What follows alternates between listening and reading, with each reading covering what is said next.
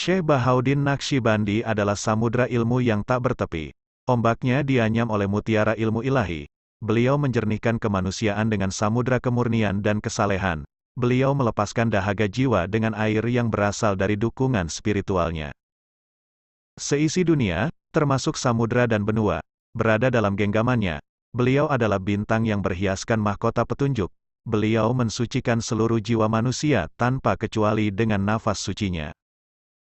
Cahayanya menembus setiap lapisan ketidakpedulian, keluar biasaannya melahirkan bukti terhempasnya asa tertepis dari keraguan hati kemanusiaan. Keajaibannya yang penuh kekuatan membawa kehidupan kembali ke dalam hati setelah kematiannya, dan menyiapkan jiwa-jiwa dengan perbekalan mereka bagi kehidupan spiritual di masa mendatang. Beliau terpelihara di makam busur perantara tatkala beliau masih dalam buayan. Beliau menghisap nektar ilmu gaib secara terus-menerus dari cangkir makrifat, realitas. Segala puji bagi Allah Subhanahu wa Ta'ala yang telah mengirimkan seorang mujadid, yang menghidupkan agama Islam dan menyesuaikan dengan zaman. Beliau mengangkat hati manusia, menyebabkan mereka mengangkasa ke langit spiritual. Beliau membuat raja-raja berdiri di pintunya. Beliau menyebarkan petunjuknya dari utara hingga selatan, dan dari timur hingga ke barat. Beliau tidak meninggalkan seorang pun tanpa dukungan surgawi, termasuk binatang-binatang liar di rimba raya. Beliau adalah Gauts teragung, busur perantara, sultannya para aulia, kalung bagi seluruh mutiara spiritual yang dipersembahkan di alam semesta ini oleh hadirat ilahi. Dengan cahaya petunjuknya, Allah Subhanahu wa Ta'ala membuat yang baik menjadi yang terbaik, dan mengubah yang jahat menjadi baik. Sejak kecil sudah menunjukkan dirinya sebagai orang yang cerdas dan berilmu tinggi. Nama lengkapnya adalah Muhammad ibn Muhammad al-Husaini al-Uwaisi al-Bukhari. Ia lahir di Kasrel Arifan, sebuah desa di kawasan Bukhara, Asia Tengah, pada bulan Muharram tahun 717 Hijriah, 1317 Masehi. Nasabnya bersambung kepada Rasulullah Shallallahu Alaihi Wasallam melalui Sayyidina Al-Husain radhiyallahu anhu. Semua keturunan Al-Husain di Asia Tengah dan anak benua India lazim diberi gelar sah, sedangkan keturunan Al-Hasan biasa dikenal dengan gelar Zadah dari kata bahasa Arab Sa'adah, bentuk plural dari kata Sayyid. Sesuai dengan sabda Rasulullah Shallallahu Alaihi Wasallam tentang Al-Hasan radhiyallahu anhu, sesungguhnya anakku ini adalah seorang Sayyid. Syekh Naqsyibandi diberi gelar Bahauddin karena berhasil menonjolkan sikap beragama yang lurus, tetapi tidak kering. Kemudian, sikap beragama yang benar, tetapi penuh penghayatan yang indah.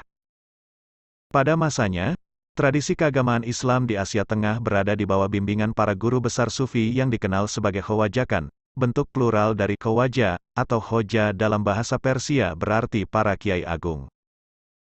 Dan, pembesar mereka adalah Hoja Baba Sammasi yang ketika Muhammad Bahauddin lahir, ia melihat cahaya menyemburat dari arah Kasrel Arifan, yaitu saat Sammasi mengunjungi desa sebelah. Sammasi lalu memberitahukan bahwa dari desa itu akan muncul seorang wali agung. Sekitar 18 tahun kemudian, Hoja Baba Sammasi memanggil kakek Bahauddin agar membawanya ke hadapan dirinya dan langsung dibayat.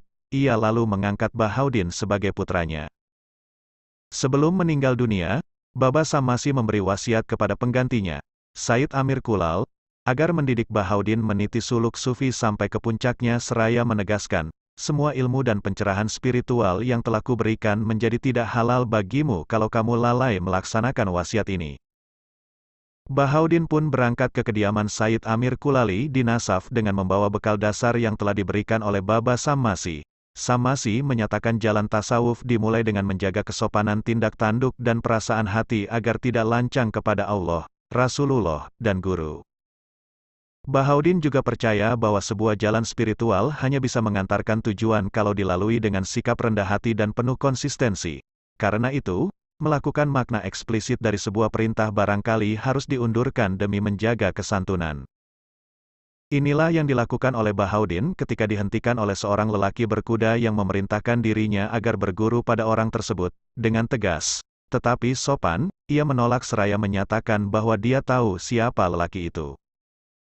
Masalah berguru kepada seorang tokoh adalah persoalan jodoh. Meskipun lelaki berkuda tadi sangat mumpuni, ia tidak berjodoh dengan Bahauddin. Setelah tiba di hadapan Said Amir Kulal, Bahaudin langsung ditanya mengapa menolak perintah lelaki berkuda yang sebenarnya adalah Nabi Khidir alaihi salam. Beliau menjawab, "Karena hamba diperintahkan untuk berguru kepada Anda semata." Di bawah asuhan Amir Kulal, Bahaudin mengalami berbagai peristiwa yang mencengangkan. Di antaranya, beliau pernah ditangkap oleh dua orang tak dikenal dan dikirimkan ke makam seorang wali. Di sana, dia mendapatkan lentera yang minyaknya masih banyak dan sumbunya juga masih panjang, tetapi apinya hampir padam. Bahaudin mendapat ilham untuk menggerakkan sedikit sumbu itu agar aliran bahan bakar menjadi lancar. Dengan khusyuk, ia melakukannya, tahu-tahu sekat pembatas antara dunia nyata dan alam barzah terbuka di hadapan beliau. Di balik tabir ruang dan waktu itu, Bahaudin mendapatkan semua mahaguru Hawajakan yang sudah meninggal dunia, termasuk guru pertamanya, Khoja Baba Sammasi. Oleh salah seorang guru mereka, Bahaudin dihadapkan kepada kepala aliran Hawajakan, yaitu Khoja Abdul Halik Gujwawani. Dari mahaguru yang agung ini, Bahaudin mendapatkan bimbingan langsung dalam meniti menempuh jalan sufi. Sejak saat itu, Bahaudin dikenal dengan gelar Al-Uwaisi karena mendapatkan pelajaran spiritual langsung dari seorang guru yang sudah meninggal dan tidak pernah ditemuinya di dunia. Hal ini sama dengan Uwais Al-Qarni, seorang tabi'in yang mendapatkan pelajaran spiritual langsung dari Sayyidina Rasulullah Shallallahu Alaihi Wasallam. Di bawah bimbingan Amir Kulal pula, Bahaudin terus mempraktikkan semua ajaran Abdul Halik Gujwawani, sebagaimana beliau juga mempelajari dengan tekun ilmu-ilmu Islam lainnya, khususnya akidah, fikih, hadis, dan perjalanan hidup Nabi Shallallahu Alaihi Wasallam. Dan karena wasiat dari Baba Sammasi, tidak heran kalau Amir Kulal memberikan perhatian khusus kepada Bahaudin, setelah semua ilmu dan pencerahan spiritual yang ada pada gurunya diserap habis. Sayyid Amir Kulal memerintahkan Bahaudin untuk mengembara seraya menunjuk ke puting dadanya dan berkata, "Semua yang ada di sumber ini sudah habis kamu sedot, maka mengembaralah." Bahaudin kemudian belajar kepada beberapa mahaguru lain, seperti Khoja Arif Dikrani dan Hakim Atta, hingga beliau menjadi mahaguru sufi terbesar yang pernah muncul dari kawasan Asia Tengah, sekarang adalah negara-negara persemakmuran bekas Uni Soviet atau Union of Soviet Socialist Republics, Persia, Turki, dan Eropa Timur. Karena di dadanya terukir lafzul jalalah, Allah, yang bercahaya, ia dikenal juga sebagai Naksaben, bahasa Persia yang berarti gambar yang berbuhul, dan kepada beliau dinisbahkan tarekat Naksabandiyah yang merupakan salah satu tarekat terbesar di dunia. Tarekat ini tersebar luas di Turki, Hejaz, kawasan Persia, Asia Tengah, serta anak benua India dan Indonesia. Adanya tarekat Naksabandiyah ternyata mampu mempertahankan identitas keislaman di Asia Tengah dan Eropa Timur. Di tengah prahara komunisme yang menerpa selama lebih dari setengah abad, para pemimpin kebangkitan Islam di Turki, seperti Erbakan dan Erdogan, juga berafiliasi kepada tarekat ini. Tarekat Naksabandiyah memainkan peranan sangat penting dalam penyebaran Islam di Eropa dan Amerika. Sementara itu, di Indonesia, ada beberapa cabang tarekat Naksabandiyah, seperti Halidiyah, Mujadidiyah, dan Muzariyah. Yang terbesar adalah tarekat Qadiriyah Naksabandiyah yang sesuai namanya merupakan hasil simbiosis dua tarekat terbesar di dunia. Shah Naksabandi muncul untuk merevitalisasi perilaku beragama dengan mengajak kembali kepada tradisi yang hidup pada zaman Nabi Shallallahu Alaihi Wasallam. Bagi Shah Naksabandi, hakikat sebuah tarekat adalah penerapan ajaran syariat dalam wujud yang paling sempurna dan konsisten. Sementara itu, hakikat adalah terrealisasikannya, makam kehambaan, seorang anak manusia di hadapan Allah semata. Shah Naksabandi menyatakan bahwa tasawuf adalah inti agama dan inti terdalam dari tasawuf itu sendiri adalah muraqabah, musyahadah, dan muhasabah. Muraqabah adalah melupakan segala sesuatu yang selain Allah dengan hanya memfokuskan hati dan perbuatan hanya kepadanya. Musyahadah adalah menyaksikan keagungan dan keindahan Allah dalam seluruh eksistensi. Sementara itu, muhasabah adalah introspeksi diri yang terus-menerus agar tidak lalai dari jalan yang mulia ini. Dengan ketiga inti tasawuf itu, hati seorang saleh terus hidup dan dihidupkan oleh zikir dan kebersamaan bersama Allah dalam setiap detak jantung dan embusan napasnya sampai dia tertidur sekalipun. Agar mencapai makam tersebut, seorang saleh harus menjalani pelatihan di bawah bimbingan seorang mahaguru spiritual, Dialah yang akan mengajarkannya prosesi berzikir dalam hati sesuai dengan firman Allah. Dan sebutlah nama Tuhanmu dalam hatimu dengan penuh kesungguhan dan rasa takut, akan tidak diterima amal perbuatanmu, tanpa mengangkat suara pada siang dan sore hari dan janganlah kamu termasuk orang-orang yang lengah. Quran Surat Al-A'raf, 205.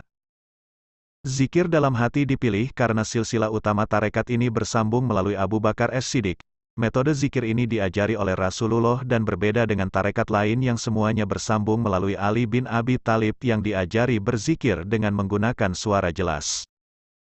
Zikir dalam hati adalah ibadah yang terbesar, sesuai dengan bunyi tekstual Quran Surat Al-Ankabut, 45, dan bisa dilaksanakan dalam keadaan apapun.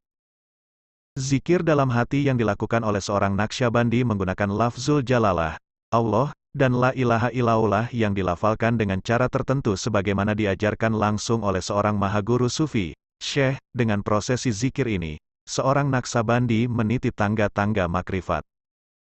Sah Naqsyabandi pernah menyatakan bahwa solat adalah titian spiritual yang paling efektif bagi seorang saleh asalkan solatnya khusyuk.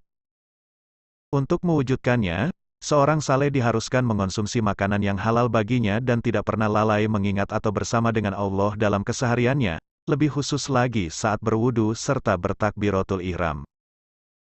Di sisi lain, bertasawuf bagi sah Naqsyabandi adalah sebuah perilaku sosial yang positif, bukan sekedar berbudi pekerti yang luhur, melainkan juga berbuat kebajikan kepada sesama makhluk Allah. Seorang saleh tidak boleh merasa dirinya lebih mulia dari seekor anjing sekalipun. Dia juga selalu siap mengulurkan tangan kepada siapapun yang membutuhkan bantuan. Bahkan, bantuan tersebut bukan sekedar diberikan dalam bentuk material semata, tetapi juga rohaniyah dan spiritual. Selain itu, bertasawuf juga berarti menghormati waktu. Sah Naqsyabandi pernah menegaskannya dalam bahasa Persia, orang yang berakal pasti tidak suka berkawan dengan seorang yang suka menunda-nunda pekerjaan jika mampu dilakukannya hari ini. Waktu harus digunakan untuk ibadah dalam pengertiannya yang paling komprehensif, berbuat kebajikan, baik yang ritual maupun yang sosial, dan tidak boleh ada waktu yang berlalu sedetik pun tanpa yakin bahwa kita selalu mengingat dan bersama Allah. Dengan demikian, bertasawuf bagi sah Naqsyabandi adalah mewujudkan ketundukan penuh kepada Nabi Muhammad SAW secara paripurna. Menjalankan perintahnya, menghindari larangannya, meneladani perbuatannya, dan menghayati spiritualitasnya, sesuai dengan ajaran Islam menurut mazhab Ahlus Sunnah wal Jamaah. Tidak heran kalau banyak ulama yang mengakui bahwa tarekat Naqsyabandiyah adalah saripati semua tarekat sufi, dan barang siapa yang suluknya tidak sesuai dengan ajaran sah Naqsyabandi di atas berarti sudah keluar dari jalur yang benar meskipun mengaku sebagai pengikut beliau. Sah Naqsyabandi pernah menegaskan, tasawuf adalah syariat, dan barang siapa yang mengaku sebagai pengikut tasawuf, tetapi tidak menerapkan syariat, berarti dia telah tersesat. Ketika Syekh Muhammad Baba As-Samasi wafat, kakekku membawaku ke Bukhara dan aku menikah di sana. Aku tinggal di Kasr Al-Arifan, yang merupakan pemeliharaan yang khusus dari Allah Subhanahu wa Ta'ala bagiku, karena aku menjadi dekat dengan Sayyid Amir Kulal. Aku tinggal dan melayaninya, dan beliau mengatakan padaku bahwa Syekh Muhammad Baba As-Samasi telah berkata jauh hari sebelumnya bahwa aku tak akan senang denganmu bila engkau tidak memeliharanya dengan baik. Suatu hari, aku duduk bersama seorang teman. Dalam pengasingan, halwat, tiba-tiba langit terbuka dan suatu pemandangan yang agung datang padaku dan aku mendengar sebuah suara yang berkata, "Tidakkah cukup bagimu meninggalkan setiap orang dan datang ke hadirat kami sendirian saja?" Suara ini membuatku gemetar dan lari dari rumah itu. Aku berlari ke sebuah sungai di mana aku lalu menyeburkan diri. Aku mencuci pakaianku lalu sholat 2 rakaat dengan cara yang belum pernah aku lakukan sebelumnya. Aku merasa seolah-olah sedang sholat dalam hadiratnya.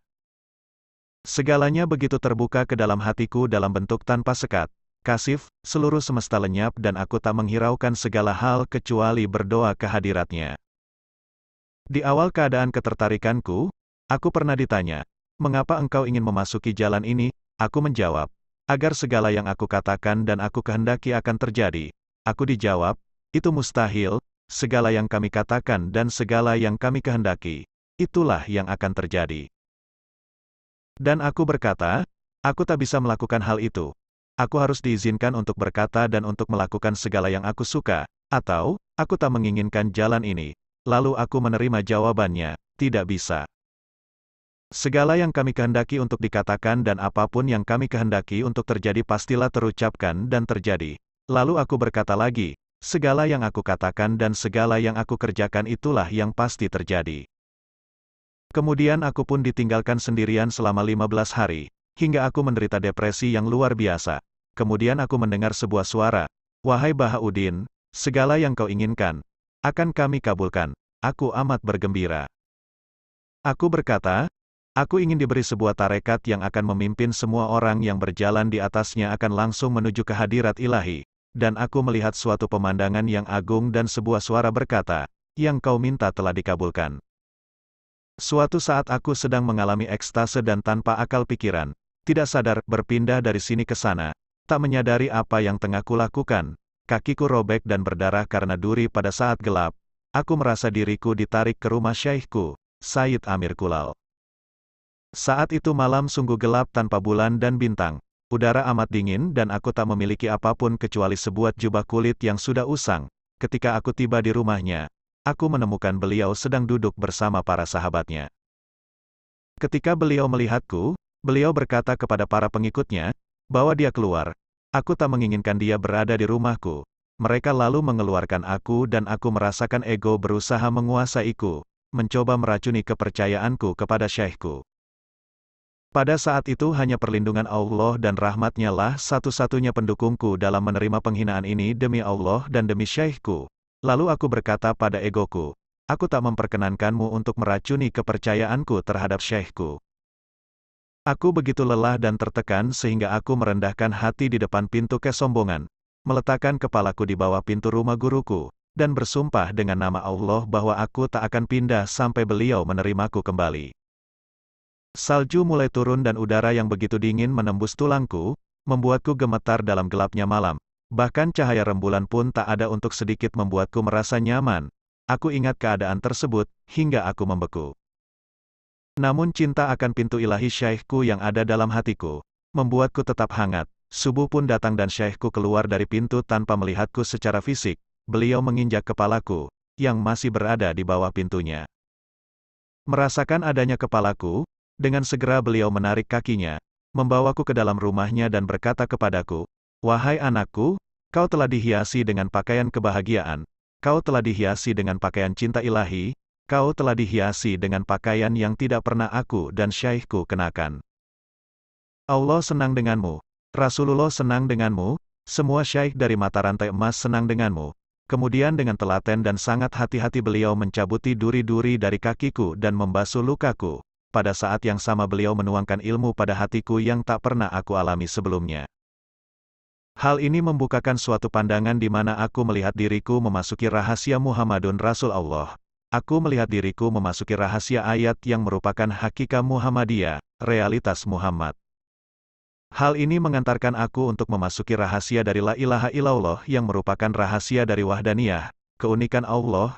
Hal ini lalu mengantar aku untuk memasuki rahasia asma Allah dan atributnya yang dinyatakan dengan rahasia ahadiyah, keesaan Allah. Keadaan-keadaan tersebut tak dapat dilukiskan dengan kata-kata, hanya dapat diketahui lewat rasa di dalam hati. Di awal perjalananku di tarikat ini, aku biasa berkeliaran di malam hari dari satu tempat ke tempat lainnya di pinggiran kota Bukhara, sendirian di gelapnya malam, khususnya di musim dingin, aku mengunjungi pemakaman untuk memetik pelajaran dari yang telah meninggal. Suatu malam aku dibimbing untuk mengunjungi nisan Syekh Ahmad Al-Ajgarawa dan membacakan Al-Fatihah baginya. Ketika aku tiba, aku menemukan dua orang yang belum pernah kutemui sebelumnya. Mereka menungguku dengan seekor kuda. Mereka menaikkan aku ke atas kuda dan mengikatkan dua bilah pedang di sabukku. Mereka mengarahkan kudanya ke nisan Syekh Masdahin. Ketika kami tiba, kami semua turun dan memasuki makam dan masjid Syekh tersebut. Aku duduk menghadap kiblat, tafakur, dan menghubungkan hatiku dengan hati Syekh itu. Selama proses meditasi tersebut sebuah pandangan terbuka padaku dan aku melihat dinding yang menghadap kiblat tiba-tiba runtuh. Sebuah singgasana raksasa muncul. Seseorang yang tinggi besar dan tak dapat dilukiskan dengan kata-kata sedang duduk di singgasana itu. Aku merasa mengenalnya, Kemanapun aku palingkan wajah di semesta ini yang kulihat adalah orang itu.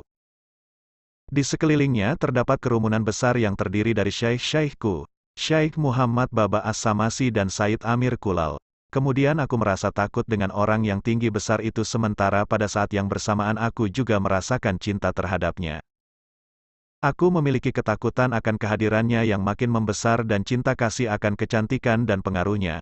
Aku berkata pada diriku sendiri, siapa gerangan manusia agung ini? Aku mendengar sebuah suara di antara orang-orang di kerumunan itu berkata, orang agung yang membesarkanmu di jalan spiritualmu ini adalah syekhmu. Dia melihat jiwamu manakala masih berupa atom di hadirat ilahi. Kau telah berada dalam pelatihannya selama ini. Dialah Syaikh Abdul Halik Al-Gujwawani dan kerumunan yang sedang kau lihat itu adalah khalifah yang membawa rahasia agungnya, rahasia mata rantai emas. Kemudian Syaikh tersebut mulai menunjuk kepada masing-masing Syaikh seraya berkata, yang ini Syaikh Ahmad, ini Kabir Al-Aulia, ini Arif Riwakri, ini Syaikh Ali Ramitani, yang ini Syaikh-mu, Muhammad Baba As-Samasi, yang semasa hidupnya memberikan jubahnya untukmu. Apakah kau mengenalnya? Ya, kataku. Kemudian beliau berkata kepadaku, jubah itu, yang dia berikan kepadamu beberapa saat silam sekarang masih ada di rumahmu, dan dengan berkah Allah telah menyembuhkan banyak penderitaan dalam hidupmu. Lalu suara lain datang dan berkata, Syaikh yang berada di singgasana itu akan mengajarimu sesuatu yang kau perlukan selama berjalan lewat jalan ini. Aku bertanya apakah mereka akan mengizinkan aku untuk bersalaman dengannya. Mereka mengizinkannya dan membuka hijabnya, sekat, dan aku pun mengambil tangannya. Kemudian beliau mulai menceritakan tentang suluk, perjalanan, awal, pertengahan dan akhirnya. Beliau berkata, kau harus membenahi sumbu yang ada dalam dirimu sehingga cahaya dari yang tak terlihat dapat dikuatkan dalam dirimu dan rahasia-rahasianya dapat terlihat. Kau harus memperlihatkan ketetapanmu dan kau harus kukuh dalam syariah Rasulullah dalam setiap keadaanmu. Kau harus menyuruh kepada yang makruf dan mencegah kepada yang munkar. Quran Surat 3, 110-114, dan tetap pada standar tertinggi dari syariah dan meninggalkan kemudahan-kemudahan, dan menyingkirkan penemuan baru dalam segala bentuknya, bid'ah, dan buatlah al-hadis sebagai kiblatmu. Kau harus menyelidiki kehidupannya, sirah, dan sirah para sahabatnya, dan membuat orang untuk mengikuti dan membaca Al-Quran baik siang maupun malam, serta melaksanakan sholat dengan segala ibadah tambahannya, nawafil. Jangan abaikan hal sekecil apapun dari kebaikan dan perbuatan-perbuatan mulia yang telah ditunjukkan oleh Rasulullah. Begitu Abdul Halik selesai, khalifahnya berkata padaku, agar yakin akan kebenaran pandangan ini, beliau mengirimkan suatu tanda bagimu. Besok, pergi dan kunjungilah Maulana Syamsuddin Al-Ambikuti, yang akan menghakimi dua orang. Katakan padanya bahwa si Turkilah yang benar dan si Sakalah yang salah. Katakan padanya, kau mencoba membantu si Saka, namun kau salah, perbaikilah dirimu dan bantulah si Turki. Bila si Saka menyangkal apa yang kau katakan, dan si hakim terus membela si Saka. Katakan padanya, aku memiliki dua bukti. Yang pertama harus bilang pada si Saka, wahai Saka, engkau sedang dahaga. Dia akan mengerti apa arti dahaga itu. Sebagai bukti kedua, kau harus bilang kepada si Saka, kau telah meniduri seorang wanita dan dia menjadi hamil, dan kau telah memiliki bayi yang telah digugurkan, dan kau kuburkan bayi itu di bawah pohon pinus. Dalam perjalananmu menuju Maulana Syamsuddin, bawalah 3 butir kismis dan lewati Syaikh-mu, Said Amir Al-Kulal.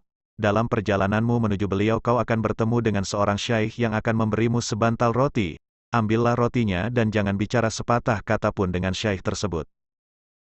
Lanjutkan hingga kau menemukan sebuah karavan. Seorang petarung akan mendekatimu. Nasihati dan dekati dia kembali. Dia akan menyesal dan akan menjadi salah seorang pengikutmu. Kenakanlah topimu dan bawa jubah azizan kepada Said Amir Kulal. Setelah itu mereka memindahkan aku dan pandangan itu pun berakhir. Aku kembali pada diriku sendiri. Hari berikutnya aku pulang ke rumahku dan bertanya kepada keluargaku tentang jubah yang telah disebutkan dalam pandangan itu.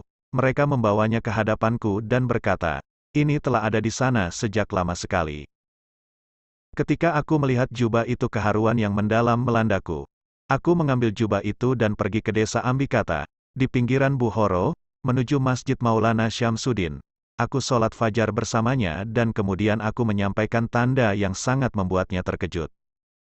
Si Saka itu ada dan dia menyangkal bahwa si Turki itu yang benar. Lalu aku menyampaikan bukti-bukti itu kepada beliau. Dia menerima yang pertama namun menyangkal yang kedua. Lalu aku mengajak orang-orang yang berada di masjid itu untuk pergi ke pohon pinus yang ada di dekat masjid. Mereka menurut dan menemukan seorang anak yang terkubur di sana. Si Saka lalu datang dan menangis serta memohon maaf atas apa yang telah dia perbuat. Namun semuanya telah berakhir. Maulana Syamsuddin dan orang lain yang berada di masjid itu benar-benar terkejut. Aku bersiap untuk melakukan perjalanan keesokan harinya ke kota Nas dan telah memegang ketiga kismis kering. Maulana Syamsuddin mencoba menahanku dengan berkata, "Aku sedang melihat dalam dirimu ada penyakit karena merindukan kami dan hasrat yang membara untuk menggapai ilahi. Penyembuhmu berada di tangan kami." Aku menjawabnya, "Wahai syekhku, aku adalah anak dari orang lain dan aku adalah pengikutnya. Bahkan bila kau tawarkan untuk merawatku dengan susu dari makam yang lebih tinggi, aku tak dapat menerimanya, kecuali dari seseorang yang kepadanya aku berikan hidupku dan daripadanya aku mengambil bayat." Kemudian beliau terdiam dan mengizinkan aku untuk melanjutkan perjalanan. Aku bergerak seperti yang telah diperintahkan hingga aku bertemu dengan syekh itu dan dia memberiku sebantal roti. Aku tidak bicara dengannya. Aku mengambil rotinya seperti yang telah diperintahkan. Kemudian aku menemukan sebuah karavan. Mereka bertanya dari mana aku berasal. Aku bilang, Ambikata. Mereka bertanya kapan aku berangkat. Aku bilang, pada saat matahari terbit. Mereka terkejut dan berkata, desa itu bermil-mil jauhnya dan akan membutuhkan waktu yang sangat lama untuk menempuh jarak itu. Kami meninggalkan desa itu tadi malam dan kau di saat matahari terbit. Namun kau telah menyusul kami. Aku melanjutkan perjalanan, hingga aku bertemu dengan seorang tukang kuda. Dia menyapaku. Siapa kau? Aku takut kepadamu. Aku bilang, di tangankulah kau akan bertobat. Dia lalu turun dari kudanya, menunjukkan seluruh kerendahannya di hadapanku dan bertobat dan melemparkan seluruh botol anggur yang dibawanya. Dia menemaniku menemui syekhku, Sayyid Amir Kulal. Ketika aku menemuinya, aku menyerahkan jubah kepadanya. Beliau terdiam untuk beberapa saat dan kemudian beliau berkata, ini adalah jubah Azizan. Aku diberitahu tadi malam bahwa kau akan membawanya kepadaku, dan aku telah diperintahkan untuk menyimpannya dalam 10 lapisan penutup. Lalu beliau menyuruhku untuk memasuki ruangan pribadinya. Beliau mengajariku dan menempatkan zikir hafa di dalam hatiku. Beliau memerintahkan aku untuk memelihara zikir itu siang dan malam. Sebagaimana yang telah diperintahkan oleh Syekh Abdul Halik Al-Gujwawani dalam pandangan itu untuk berketetapan pada cara yang sulit, maka aku memelihara zikir hafa yang merupakan bentuk zikir tertinggi. Sebagai tambahan, aku biasa menghadiri kumpulan murid-murid luar untuk belajar ilmu syariah dan al-hadis, dan belajar mengenai sifat-sifat Rasulullah dan para sahabatnya. Aku melakukannya karena pandangan itu menyuruhku demikian, dan hal ini menyebabkan perubahan besar dalam kehidupanku. Semua yang diajarkan Syekh Abdul Halik Al-Gujwawani dalam pandangan itu melahirkan buah yang diberkahi dalam kehidupanku. Ruhnya selalu menemani dan mengajariku. Tentang zikir zahar dan zikir hafa. Disebutkan dalam kitab Al-Bahjat As-Saniyah bahwa dari masa Mahmud Al-Faknawi hingga masa Sayyid Amir Al-Kulal mereka terbiasa melakukan zikir zahar, dengan suara keras, pada saat berkumpul dan zikir hafa, dalam hati, bila sedang menyendiri. Namun ketika Syah Bahauddin Naqsyibandi menerima rahasianya, beliau hanya menjalankan zikir hafa, walaupun pada saat berasosiasi dengan Sayyid Amir Kulal, bila mereka mulai berzikir zahar, beliau biasanya beranjak dan pergi ke kamarnya untuk mengerjakan zikir hafa. Hal ini membuat beberapa murid agak kecewa. Meski syaikhnya melakukan zikir zahar, beliau tetap melakukan zikir hafa, namun beliau tetap melayani syaikhnya sepanjang usianya. Suatu hari, saat Syah Bahauddin dan semua pengikut Sayyid Amir Kulal sedang beristirahat dari pekerjaan membangun sebuah masjid yang baru, Sayyid Amir Kulal berkata, barang siapa yang memiliki prasangka buruk tentang anakku Bahauddin, dia adalah salah. Allah telah menganugerahinya suatu rahasia yang belum pernah diberikan kepada siapapun sebelumnya, bahkan aku pun tak mampu untuk mengetahuinya. Beliau lalu berkata padanya, wahai anakku, aku telah memenuhi wasiat dan nasihat Syekh Muhammad Baba As-Samasi ketika beliau menyuruhku, untuk membesarkanmu dan merawatmu dalam jalan latihanku hingga engkau menjadi lebih baik daripadaku. Hal ini telah kukerjakan, dan engkau telah memiliki kapasitas untuk melanjutkan ke tingkat yang lebih tinggi dan tinggi lagi. Jadi, anakku tercinta, saat ini aku sepenuhnya mengizinkan engkau untuk pergi kemanapun yang engkau kehendaki dan untuk mendapatkan ilmu dari siapapun yang engkau temui. Suatu saat aku mengikuti Maulana Arif Adik Karrani selama 7 tahun, kemudian aku mengikuti Maulana Kutum Syaikh selama beberapa tahun lamanya. Suatu malam aku tertidur di hadapan syaikh-ku dan aku menemui Syekh Al-Hakim Attar, salah seorang syaikh yang termasyhur dari Turki, menyampaikan sesuatu kepada seorang sufi yang bernama Halil Girani. Ketika aku terbangun, gambaran sufi itu masih melekat di benakku. Aku mempunyai seorang nenek yang solehah. Kepadanya lah aku menyampaikan mimpiku itu. Nenekku berkata, "Wahai anakku, engkau akan mengikuti banyak syaikh berkebangsaan Turki. Jadi dalam perjalananku, aku menyinggahi syaikh-syaikh dari Turki dan aku tak pernah melupakan gambaran sufi yang satu itu." Lalu suatu hari di kampung halamanku sendiri di Bukhara, aku melihat seorang sufi dan aku mengenalinya sebagai orang yang aku temui dalam mimpi itu. Aku menanyakan namanya kepada beliau, dan beliau menjawab, "Aku adalah Khalil Girani. Aku harus meninggalkannya, namun begitu berat rasanya." Pada saat maghrib seseorang mengetuk pintuku. Aku menjawab dan seorang tak dikenal berkata, "Sufi Khalil Girani sedang menantimu."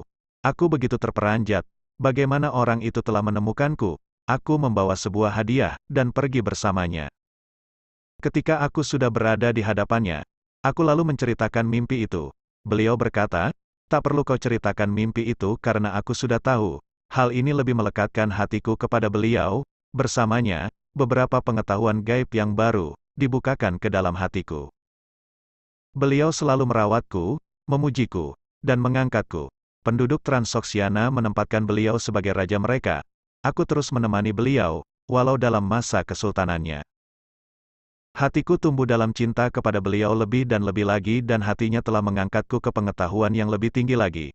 Beliau mengajariku bagaimana caranya untuk melayani seorang syaikh, aku bersamanya selama 6 tahun. Baik di hadapannya maupun dalam doa, aku selalu menjaga hubungan dengan beliau.